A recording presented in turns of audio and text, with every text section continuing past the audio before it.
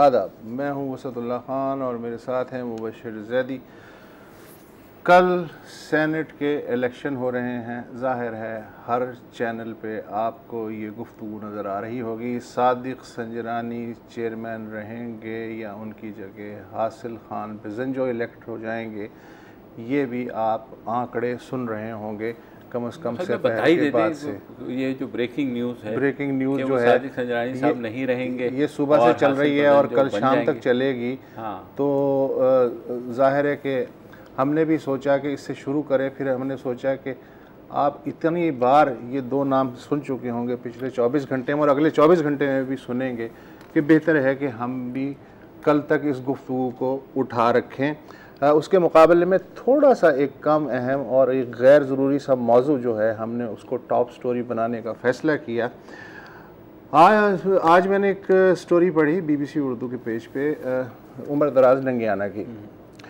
वो ये थी कि पंजाब के साबिक़ वज़ीर अक़लियती अमूर और मौजूदा असम्बली में भी ये MP हैं और मौजूदा असम्बली की इंसानी हकूक़ और अक़लियती अमूर की कमेटी के सरबराह भी हैं, खलील ताहिर सिंधु जी।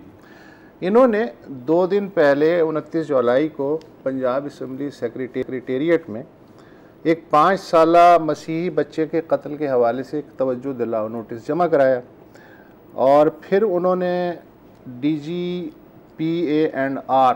इनायतुल्लाह लक उनसे पूछा कि जनाब आज यानी आज वो जब एजेंडा आया वो नहीं था, तो कि आज के असम्बली एजेंडे में ये शामिल नहीं है, तो वजह क्या है? तो DG ने कहा जी ये इन्होंने लैप्स कर दिया है। तो खलील ताहिर सिंधु ने पूछा भाई क्यों लैप्स कर दिया है आपने? तो DG इनायतुल्लाह लक ने बकौल खलील ताहिर सिंधु कहा जी मेरी मर्ज़ी, मैंने कर दिया। इसके बाद तू मैं हुई, बहस मुबाहिसा हुआ और बकौल खलील ताहिर सिंधु DG इनायतुल्लाह लक ने नस्ल परस्ताना हतक आमेज़ अल्फाज का इस्तेमाल किया और इन्होंने कहा कि 2013 में जब वो वज़ीर अक़लियती अमूर बने थे तब भी इन्हीं साहब ने कुछ इसी तरह के रिमार्क्स दिए थे। इसके बाद उन्होंने एहतजाजन असम्बली की कार्रवाई में हिस्सा तो लिया लेकिन मुंह पे काली टेप लगा के, और वहाँ खासे जज्बाती भी हुए।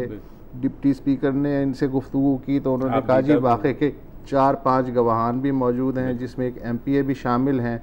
डिप्टी स्पीकर ने जो वज़ीर क़ानून है राजा बशारत, उनकी सरकर्दगी में एक कमेटी भी बना दी जो इस वाक़े की तहक़ीक़ात करे और उसके बाद सूरत हाल ज़ाहिर है हमारे सामने वाज़े होगी। अच्छा, ये इस तरह के वाक़यात। अच्छा, DG लक साहब जो हैं उन्होंने कहा जी कमाल कर रहे हैं। हाँ। मैं तो तसव्वुर नहीं कर सकता खलील ताहिर सिंधु साहब मोअज़्ज़ज़ ऐवान किन हैं, मैं कैसे उनके बारे में तौहीन आमेज़ अल्फाज इस्तेमाल कर सकता हूँ। तौबा तौबा तौबा।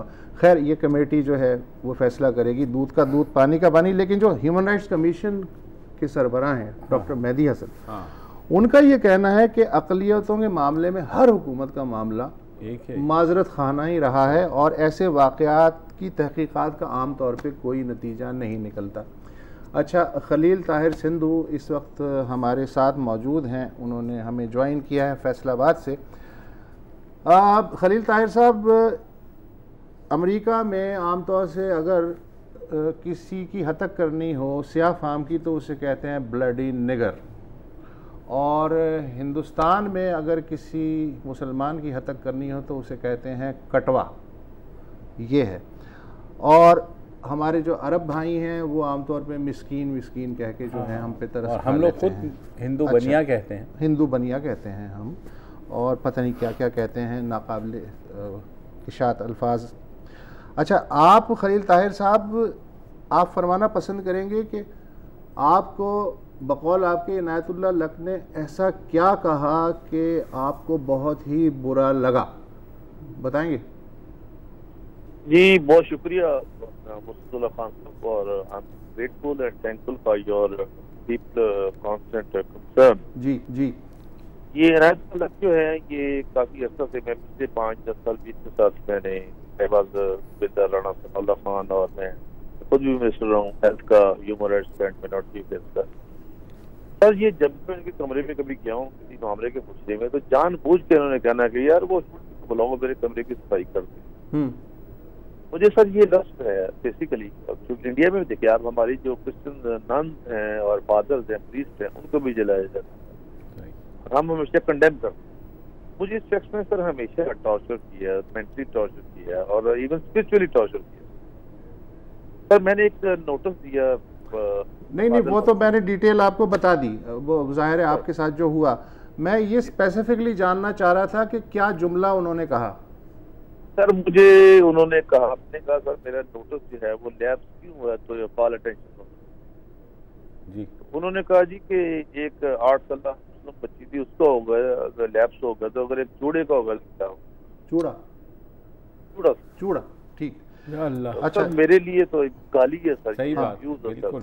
अच्छा ये जो सिंधु साहब, ये जो गाली है आपके लिए जाहिर है ये गाली है, लेकिन यकीन करें मैं और मुझ जैसे शायद लाखों लोगों का तजुर्बा होगा, शायद आपका भी हो, ये हम बचपन से सुनते आ रहे हैं गली मोहल्लों में रोज़मर्रा कि जी फलाना फलाना से चूड़ा है, या इसी तरह के बाकी अक़लियतों के लिए डेरोगेटरी अल्फाज। अच्छा मैं सिद्धू साहब ये जानना चाहूँगा कि ये जो गरीब तबक़ात हैं, अक़लियतें भी हैं और गरीब भी हैं, यानी दोहरा अज़ाब है उन पे, उनको तो ये रोज़ाना पता नहीं इस तरह की चीज़ें 20 दफ़ा सुननी पड़ती हैं, लेकिन आपकी जो क्लास है, आपका एक सियासी मकाम है, आप जैसे और भी बहुत लोग होंगे, एक अक़लियत से ताल्लुक़ ज़रूर होगा लेकिन आप खुशहाल तबके से, बाअसर तबके से ताल्लुक़ रखते हैं, तो आपको किस किस तरह की, आपको भी सेम ट्रीटमेंट का सामना करना पड़ता है या कुछ और आगे की बातें होती हैं?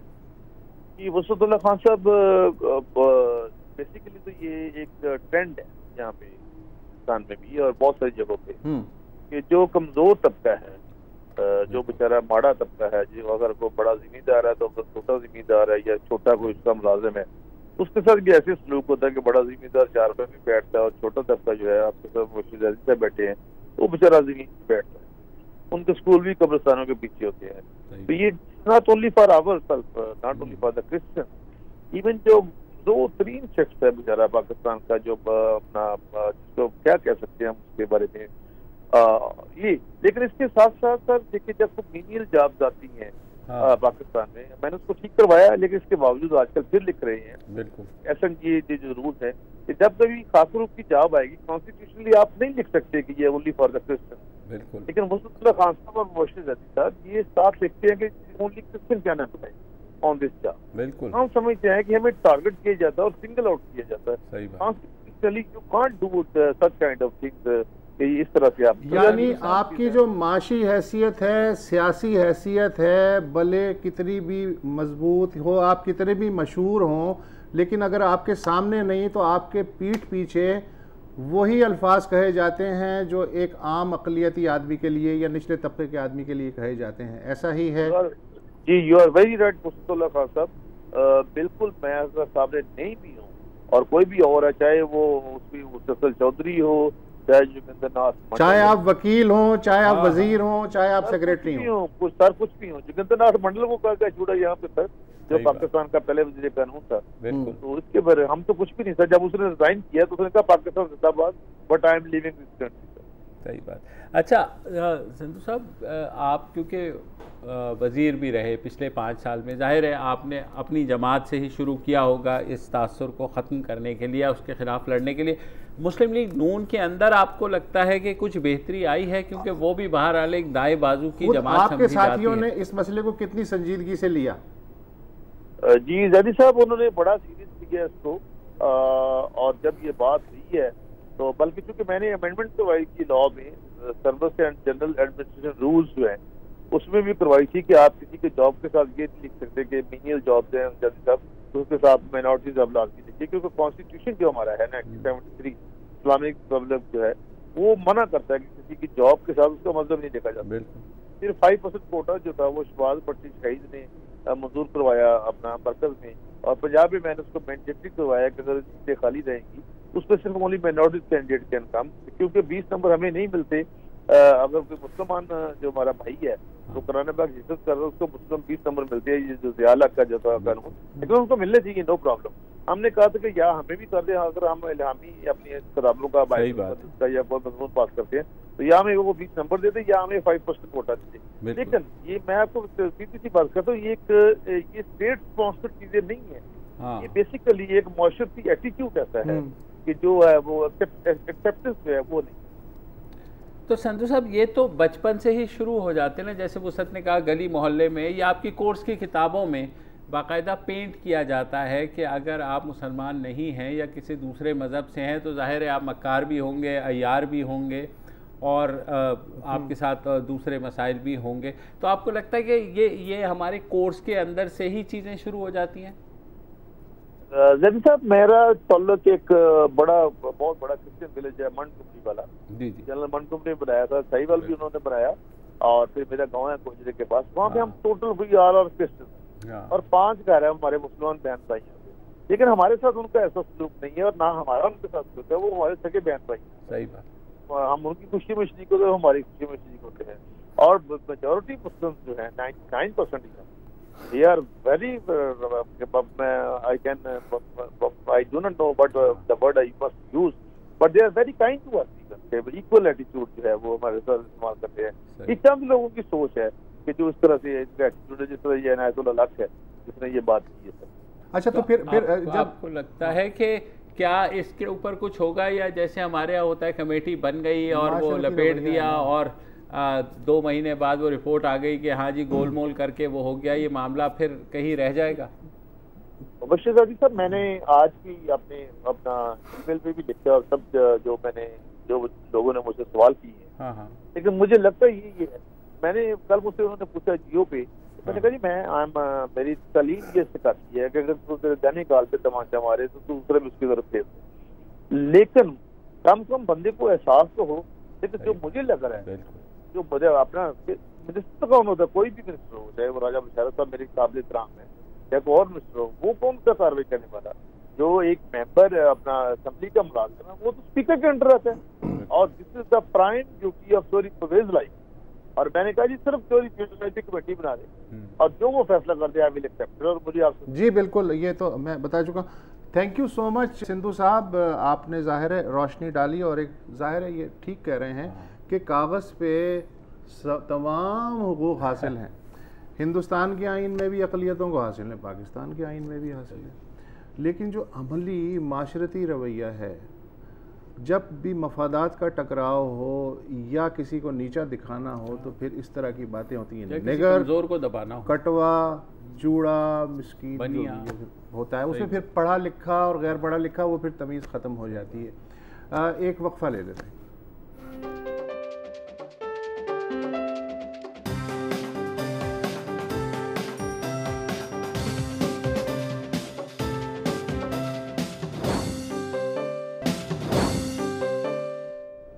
Welcome back. आपको याद होगा कि कल कोयटा में एक मोटरसाइकिल धमाका हुआ था जिसमें 4 अफराद शहीद हुए थे।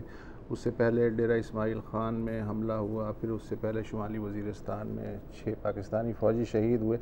तहरीक तालिबान पाकिस्तान कलअदम जो है उसके बारे में हमारी गुफ्तगू हुई थी ज़ैगम ख़ान से।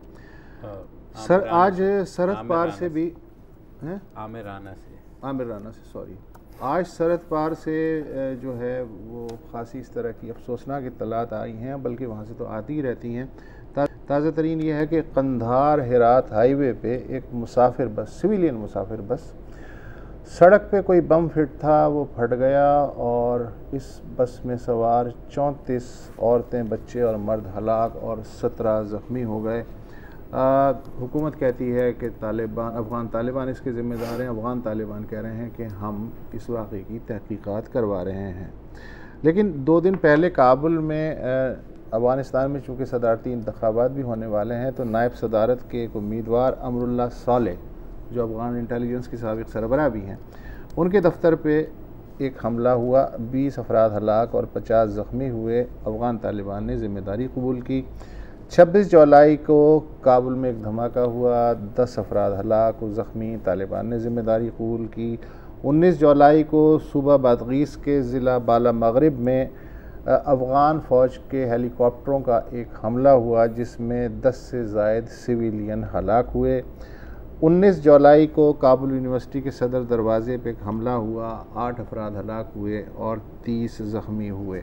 ये तो वो हैं जो रोज़ हम ख़बरें सुनते हैं और अब इतने हम बेहिस हो चुके हैं कि अब ये ख़बरें हम पे असर नहीं करती, बल्कि सुर्खी हम पढ़ते हैं और उसके बाद हम सफ़ा पलट देते हैं अखबार का या रिमोट से चैनल कर देते हैं। अक़वाम मुत्तहिदा की एक रिपोर्ट है, अभी आई है 2-3 दिन पहले, उसमें जो अफ़गानिस्तान में जो कैजुअल्टीज़ हैं सालाना, उनका जायज़ा लिया गया है। इस रिपोर्ट के मुताबिक इस साल 30 जून तक के जो 6 माह हैं 2019 के, उसमें पिछले साल के पहले 6 माह के मुकाबले में अगरचे सिविलियन अमवात में 27% कमी आई है, मगर फिर भी 4000 के लगभग अफ़गान सिविलियन या तो हलाक हो चुके हैं या ज़ख्मी हो चुके हैं और इनमें 1/3 बच्चे हैं।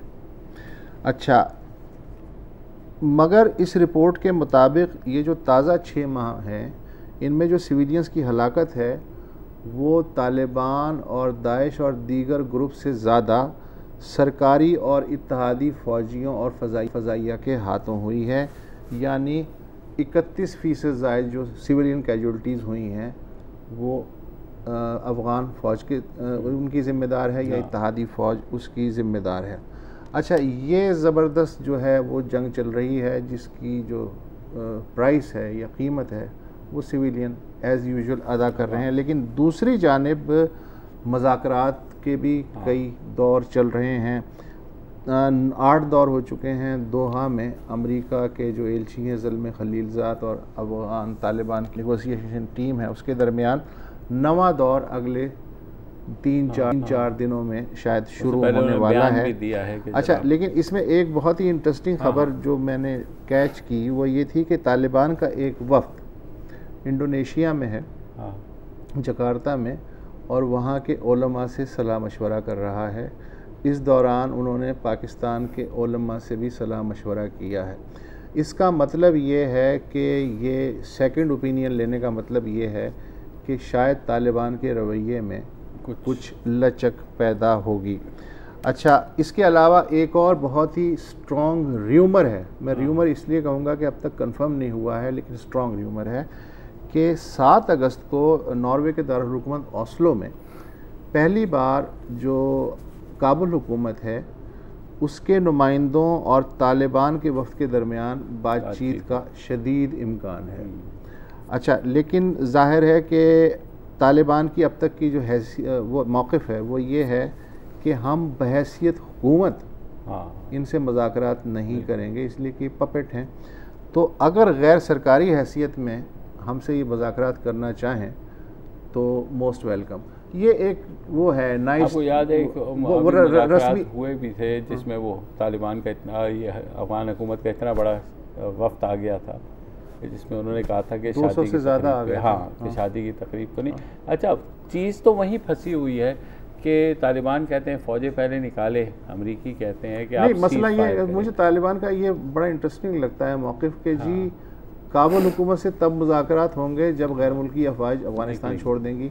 भैया, जब गैर मुल्की अफ़वाज अफ़गानिस्तान छोड़ देंगी ये तो फिर मुज़ाकरात की क्या ज़रूरत है, आप सीधे जाएँ उन्हें बाहर निकालें।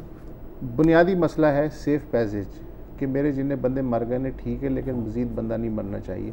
अब इसकी गारंटी जो है वो पाकिस्तान की मदद से कैसे हासिल की जाए, ये है असल मफाद अमेरिका का। मुझे नहीं पता कि ये पता नहीं अमेरिका का क्या, लेकिन हमारा भी इससे काफ़ी मफाद जुड़ा हुआ है कि कोई ऐसी सेटलमेंट हो जाए जिसके बाद अमेरिकी निकले, सोनिया हो जान गलियां ते विच मिर्ज़ा यार फिर यही है। वक्फा ले लें।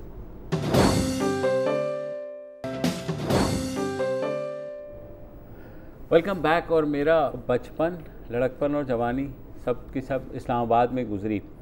बचपन में ही जब इस्लामाबाद की 1-2 जो अट्रैक्शंस होती थी उसमें एक वहाँ का चिड़ियाघर जिसे मुर्ग़ार कहते हैं वो था। तमाम स्कूल के बच्चे, कॉलेज के बच्चे, इवन यूनिवर्सिटीज़ के स्टूडेंट्स वहीं जाते थे।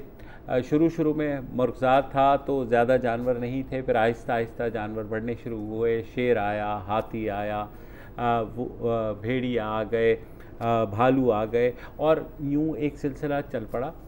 मगर यकायक गुज़िस्ता चंद बरसों में अचानक हमने देखना शुरू किया कि जानवर तेज़ी से मरते जा रहे हैं, और उसके ऊपर जो है ज़ाहिर तशवीश का भी इजहार हुआ और फिर काफ़ी बातें भी हुई। मसलन इस साल ही अगर हम ले लें तो 48 के करीब परिंदे डिफरेंट, जिसमें ज़ाहिर तोते, चिड़ियाँ, मैना और बाकी उसके अलावा शुतुरमुर्ग, जो शेर के बच्चे, जो कब्ज़ जिन्हें हम कहते हैं वो, उसके अलावा जो वाटर पॉन्ड था वो ड्राई हो गया, बुरी हालत है। 8 नीलगाय मरी, एक हिरन मर गया, हिरन मर गया, बंदर मर गए। तो ये सारा सिलसिला ऐसा होता रहा। तो फिर ये मामला अदालत में चला गया। ये अदालत में कॉल लेकर के गया। ये HWO एनिमल रिसर्च एक ग्रुप है जो जानवरों के हकूक़ के लिए काम करता है। चंद नौजवान हैं इस्लामाबाद के जिन्होंने बेड़ा उठाया कि इस चिड़ियाघर में जो जानवर हैं उनको किस तरीके से महफूज किया जाए। इसी एनिमल रेस्क्यू के जो रिप्रेजेंटेटिव हैं सुनील जमील हमारे साथ मौजूद हैं फ्रांस में वक्त, लेकिन होते इस्लामाबाद में। उन्होंने हमें वहाँ से फ़ोन लाइन पे ज्वाइन किया। सुनील जमील, आप बताइए ये क्या रहा है इस्लामाबाद के मुर्जार में? Thank you so much Mubashar भाई, आपने एक बहुत ही सीरियस टॉपिक को हाईलाइट की है जिसकी बहुत ज़रूरत थी। इस्लामाबाद ज़ू की बात चल रही है। इस्लामाबाद ज़ू में बहुत ही अफसोसनाक किस्म की सिचुएशन ये चल रही है कि कोई तय नहीं कर पा रहा कि वो किसके अंडर है फ़िलहाल। क्या वो मेयर के अंडर है, क्या वो IMC के अंडर है, क्या वो क्लाइमेट चेंज के अंडर है, क्या वो इस्लामाबाद वाइल्ड लाइफ बोर्ड के अंडर है। तो जिसकी वजह से सफ़र कर रहे हैं एनिमल्स वहाँ पे, उनकी खुराक, उनकी ट्रीटमेंट, उनकी मेडिकल सर्विसेज, सब चीज़ें धर्म भरम हो चुकी हैं। तो जिसकी वजह से रिसेंटली अभी एक एलिफेंट का तो इशू पिछले 4 साल से चल रहा है, और उसके साथ साथ वहाँ पे बेर की सिचुएशन भी बहुत दर्दनाक सिचुएशन में है कि वो भी अपनी आखिरी सांसें भरने के आसपास है, नहायती जख्मी हालत में है वो। और इस्लामाबाद ज़ू की जो मैनेजमेंट है वो बिल्कुल इंश्योर नहीं कर पा रही कि उसके लिए किस तरह की ट्रीटमेंट होनी चाहिए, क्योंकि इस्लामाबाद ज़ू के पास किसी भी किस्म के जो अपडेटेड टेक्नोलॉजी जो कि बिग एनिमल्स के लिए, जो वाइल्ड एनिमल्स के लिए जो ट्रीटमेंट प्रोवाइड की जानी चाहिए, वो वहाँ पे बिल्कुल उनके पास नहीं है। और बल्कि गवर्नमेंट की तरफ से भी इस पर बिल्कुल एक्शन नहीं लिया जा रहा होता। बल्कि मुझे याद है कि मैं जब 2016 में सेनेट हियरिंग चल रही थी ज़ू के इशू के ऊपर, उस पर भी वहाँ पे उन्होंने एक्सेप्ट किया कि हमारे पास तो फंड्स ही नहीं है कि जो हम इन एनिमल्स के लिए एलोकेट कर सकें, क्योंकि ईयरली वहाँ पे जितनी कैजुअलिटीज हो रही हैं एनिमल्स वहाँ पे, एवरी समर वहाँ पे इतने एनिमल्स वहाँ पे मरते हैं। तो उसके लिए हमने उनको कहा कि हम बहुत सी फॉरेन सेंचुरीज और फॉरेन एनिमल रेस्क्यू ऑर्गेनाइजेशंस को पाकिस्तान लेकर आए, जिन्होंने प्रोवाइड किया कि हम यहाँ पे आपको फ्री ऑफ कॉस्ट हम अपनी एक्सपेंसेस पे इस ज़ू को, जो कि इसकी कंडीशन बहुत बुरी है, और इंटरनेशनली एक बहुत ज़्यादा प्रोटेस्ट हुआ कि पाकिस्तान में और इस्लामाबाद ज़ू में एनिमल्स बहुत ज़्यादा सफ़र कर रहे हैं। अच्छा, तो उसके बाद सुनील, ये क्योंकि ज़्यादातर जानवर हमें जो हमारी दोस्त हुकूमतें हैं, दोस्त ममालिक की, वो तोहफे में देती हैं। जैसे कावन की बात आपने भी की, हाथी जो कि अट्रैक्शन इस्लामाबाद ज़ू की है बल्कि अभी भी, लेकिन 29 साल से वो है, जिसमें 27 साल उसके पाँव में बेड़ियाँ लगी रही हैं। 2016 में जो आपको और मेरी पसंदीदा गुलकारा हैं, अमरीकी गुलकारा शैर, उन्होंने भी अपना रिप्रेजेंटेटिव भेजा कि भाई इसके लिए कुछ कर लो, लेकिन मजाल है कि ज़ू इंतज़ामिया के ऊपर कोई जूं तक रेंग जाए। तो और ये कावन का मसला ये हुआ था कि ज़ाहिर है वो बिल्कुल एक छोटा सा था जब श्रीलंकन हुकूमत ने 1985 में तोहफे में दिया था उस वक्त के जो हुक्मरान थे ज़ियाउल हक साहब को। उसके बाद से फिर वो वहाँ रहा। फिर बांग्लादेश की हुकूमत ने एक हथनी जो जिसका नाम सहेली, वो आ गई, तो कावन भी खुश हो गया। 2012 में सहेली मर गई, और उसके बाद से वो अभी तक जंजीरों में जकड़ा हुआ है और बस सर हिलाता है। और पहले हम उस हाथी के ऊपर बैठे भी, सवारी भी की, सारा कुछ वो। तो अब देखकर दुख होता है। तो आप लोग जब हाई कोर्ट गए, अवैस खान जो आपके साथी हैं, जो लॉयर भी हैं, तो हाई कोर्ट ने अब फैसला तो कर दिया है कि अच्छा जी क्लाइमेट चेंज मिनिस्ट्री को दे दें, लेकिन ज़ू ऑफिशियल जो हैं वो अभी तक ये जो तगड़ा जितना भी बजट है उसमें से 110 मिलियन का बजट है, और वो कहते हैं कि जी 45 लाख हमें आमदनी होती है तो शॉर्टफॉल होता है और ये, लेकिन वो जो 110 मिलियन के बजट में जो खाना आता है वो साहब वो जो है कहाँ कहाँ जाता है? जानवरों को आता होगा। हाँ, जैसे बीफ है। जी सुनिए। आपने चले इसको मेंशन करी थी है जी। आप जी आपने इस बात को अच्छा हुआ मेंशन कर ही दिया। ये बिल्कुल बहुत ज्यादा अफसोसनाक सिचुएशन है इस्लामाबाद जू की कि उनको बिल्कुल फंड्स बिल्कुल आते हैं और बल्कि इस पे बहुत सी इंक्वायरीज भी हो चुकी हैं और उस पे बहुत से लोगों को अकाउंटेबल ठहराया भी जा चुका है और कि वहां पे खुराक आती है जानवरों की, खुराक आते साथ कहाँ चली जाती है, ठेकेदार वहां पे आते हैं, टेंडर कहाँ पे जाता है, जानवरों की खुराक की लेन देन कहाँ पे हो रही है, सीक्रेट ब्रीडिंग रूम बनाए जाते हैं वहां पे, क्योंकि आपको मालूम होगा कि जब बैरून मुल्क से वहां पे जानवर तोहफे में आते हैं तो उनकी मालियत काफी ज्यादा होती है, तो वहां पे सीक्रेट ब्रीडिंग रूम बना के उनको ब्रीड करके मार्केट में सेल किया जाता है, उनके फूड से लेकर हर चीज को सेल किया जाता है जिसको सफर करते हैं वहाँ के एनिमल। अब जिस तरह से अवैध सवान ने जिस तरह से केस उस पर अप्लाई केस किया कि भाई इस्लामाबाद जू की सिचुएशन बहुत बुरी इस टाइम पे। अच्छा, इसको सुनील हमें एक छोटी सी ब्रेक लेनी है कि कोर्ट केस के ऊपर हम वापस आते हैं, एक छोटा सा वक्फा लेते हैं और उसके बाद इस्लामाबाद जू के बारे में जो ये तशवीशनाक बातें हैं जारी रखें।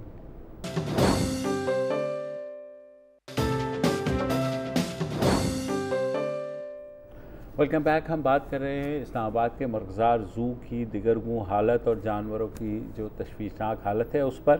सुनील जमील एनिमल रेस्क्यू के जो रिप्रेजेंटेटिव हैं हमारे साथ हैं।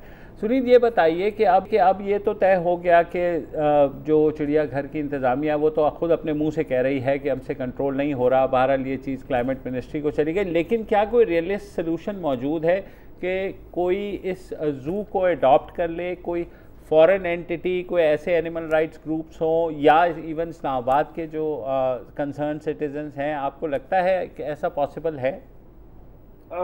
मुबशिर भाई, इस पे एक जो रियलिस्टिक पॉसिबल ऑप्शन है उसमें एक ये है कि जिसपे एक इंटरनेशनल ऑर्गेनाइजेशन है जिसका नाम है फ्री द वाइल्ड, जो कि एक फेमस सिंगर है, शेर उनकी है। उन्होंने पाकिस्तान की गवर्नमेंट को ऑफर किया है कि अगर आप कवन को फॉरेन सेंचुरी में भिजवा देते हैं, जिसको ले जाने की भी जिम्मेदारी वो लेते हैं कि वो खुद लेके जाएंगे, क्योंकि दुनिया में मुख्तलिफ जगहों पे सर्कस और जू में जब जानवर बीमार हो जाते हैं, साइकोलॉजिकली हो या फिजिकली हो, तो उनको रिहैब सेंचुरीज में शिफ्ट कर दिया जाता है।